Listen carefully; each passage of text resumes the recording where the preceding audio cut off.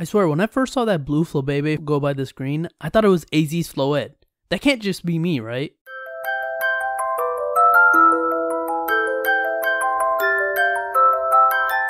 Yes, ladies and gentlemen, episode 25 of the new Pokemon Journeys anime titled A Battle Festival Exploding with Life versus Mega Lucario just dropped, and in this episode, it is the highly anticipated Ash vs Korrina match. Did this battle live up to the hype? Well, let's find out.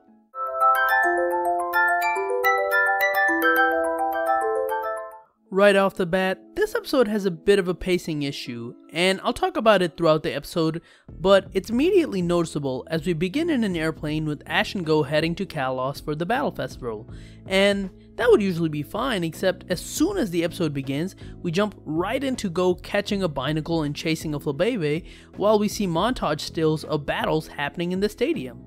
I forgot to mention, by the way, the reason Ash and Go are here in the Shalour City is because Ash is here to take on the Battle Festival, which is an event where you can battle people to climb up the rankings in the Pokemon World Championships. And since this is Go's first time in Kalos, he's just trying to capture as many Kalos Pokemon as he can. By the time we're watching Ash's battle, it's basically the end of a battle where he takes on a Clauncher.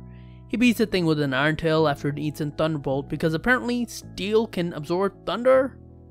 I don't know. Either way, as this battle is happening, we see Korrina watching the battle from up top. After the battle ends, Ash is with all of his Pokemon outside, looking at his ranking, when Riolu and him sense some aura.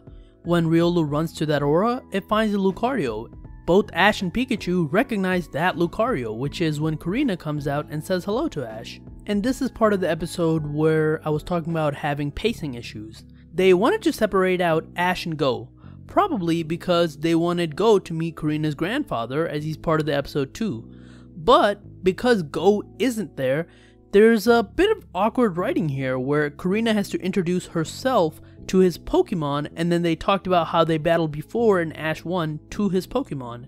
If you watch that scene just in a vacuum, it's not too bad, but because it feels so rushed even at that point, it comes off as very awkward writing and a very awkward way to introduce a character to people who may not have seen X and Y.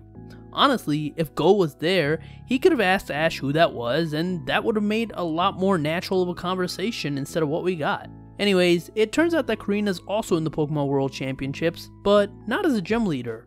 She's going in as a regular challenger to challenge herself and become better. And because this is a festival where you can choose your own opponent, they decide to battle against each other. Outside of the stadium, Go is still looking to catch Pokemon, and he has managed to catch quite a few, including 3 colors of Floette. As he's looking for more though, his Raboot senses something and uses Pyro Ball on it. Turns out, it's Gherkin, Korrina's grandfather. He says he was testing Go, and they chat a bit about the Pokemon that Go is catching in the region, before Go learns that Gherkin knows who Ash is. Again, very clunky exposition here, and honestly, Gherkin didn't even need to be in this episode truthfully. He doesn't really provide anything important besides some background commentary on the battle and Mega Evolution. The interaction here feels a bit more natural than the interaction with Ash and Korrina, but still, it's far from perfect. Anyways, we finally jump into the battle, and like usual, I'll just summarize the battle and give my thoughts on it. The first matchup is Gengar vs Mienshao. This battle is a stomp in the favor of Mienshao. You would think that a fighting type would have a disadvantage against a ghost type, however, the coverage moves that Korrina has on it, along with its speed, make it almost impossible for Gengar to do anything.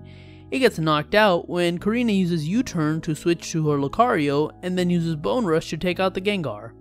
A lot of people were upset by this, and I can't lie, I was too. I know why it was done. It was to show how strong Korrina is. It just annihilated one of Ash's strongest Pokemon. We've only seen a handful of battles in this series though, and most of the time, especially when random World Championship battles happen, Ash usually uses Pikachu. We rarely get to see Gengar in action. It's more of a character Pokemon, which I'm fine with, but it feels so wrong when every time we see it in battle, besides the first time we saw it, it struggles. So, Ash brings out his Dragonite next, while Korrina calls back her Lucario and brings out her Mienshao. This battle is a lot more competitive, and surprisingly, the battle contains quite a few bit of strategy. So, Ash and Korrina block each other's attack initially when Dragon Claw and High Jump Kick clash, and then Korrina goes for Double Slap. Since Ash knows that Double Slap isn't a particularly strong move, he opts to take an attack and go for Dragon Dance to boost his attack and speed instead. This pays off in two ways, as not only does he boost himself, but Go also mentions that this is basically blocking the Double Slap because he's spinning like crazy, basically another form of counter shield. The battle ends really quickly after that though, when Minsha goes for a high jump kick and gets a decent hit on Dragonite, but Dragonite tanks the hit since fighting is resisted by Dragonite and counters with a boosted Dragon Claw, KOing it in one shot.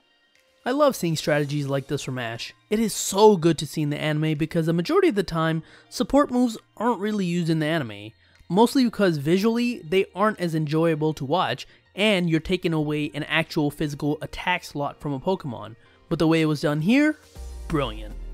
So now it's one-on-one between Lucario and Dragonite, and similar to the Minsha battle, this is a really competitive battle. Actually, even more so, as Ash tells Korrina to Mega Evolve her Lucario. While she does that, he uses another Dragon Dance to buff up his Dragonite even more. Even Korrina mentions how this isn't usually how Ash battles, and you know what? It is awesome to see Ash switch up his battle style. She goes for an Aura Sphere while Ash tries to dodge by having Dragonite fly around. However, the Aura Sphere is successful in hitting Dragonite before it can counter with Hyper Beam. Then Korrina follows that up with a power-up punch on Dragonite, sending it flying to the ground. Like I said before though, fighting moves are resisted by Dragon and Flying, so Dragonite gets right back up. Ash then has Dragonite use Hurricane to both do damage and trap the Lucario for a bit, but Lucario breaks out using another Aura Sphere. Finally, with both Pokemon heavily damaged, they go for their final attacks, Lucario with another power-up punch and Dragonite with Dragon Claw. A suspenseful build ensues before Mega Lucario faints, granting Ash the victory. And like I said, the second battle was very well done. Actually, before I talk about that, can I just say it was hilarious watching Dragonite use Hurricane because it's flapping its tiny wings. It just looks hilarious, I don't know. Anyways, the battle against Lucario was really well animated. There are two specific moments here where the animation quality just goes through the roof. The first one is when Lucario first uses the Aura Sphere followed by the Power Punch, and the second one is right before the Pokemon use their final attacks. I don't know who the animator for this cut is, but whoever you are, that was fantastic. However, even though I enjoyed that battle and liked it quite a bit, like I said earlier, the episode felt rushed in the first half. Like a lot of people are saying, this probably should have been a two-parter. One part being Ash and Go heading towards Kalos, meeting Korrina, and the second part being the battle. Because these things were cramped into one episode, it feels super rushed. Like I mentioned earlier, the way the exposition is done is really clunky, and the battle also feels super rushed with Gengar getting squashed extremely quickly. Because of that, a lot of people thought that Ash shouldn't have won this battle. But I don't know, I disagree. Dragonite's a flying and dragon type. It resists fighting type pretty hard. Dragonite's also a pretty tanky Pokemon. Plus it had a +2 Dragon Dance, so it makes sense to me that Ash won after using Hurricane and Dragon Claw on Lucario. However, because of how the beatdowns to Dragonite were animated and the fact that the Ash win was a 1v2, it makes people feel like he shouldn't have won. That's not people's fault for thinking that. Quite the contrary, I actually think that's the writer's fault for the way the pacing of the battle is done. Again, this probably should have been a two-parter. Dragonite's a beast though, isn't it? I love it. Its dual personality of being super gentle and even thoughtful out of battle, but when it's in battle, it is a monster. Especially a +2 Dragon Dance boosted Dragonite, oh my goodness, that is scary. With all that being said, I really did enjoy the episode overall. I just think it was a bit too rushed. It probably should have been a two-parter. The only real focus was the battle, and we got that done pretty well. Some people wanted to see Ash and Korrina talk about their XY journeys and show the photograph with Clement and Serena, but that has zero to do with the story. That would be nice fan service, which is fine, but it doesn't contribute to the story, so I don't mind that it didn't happen. If you haven't checked out the episode already, I highly recommend it.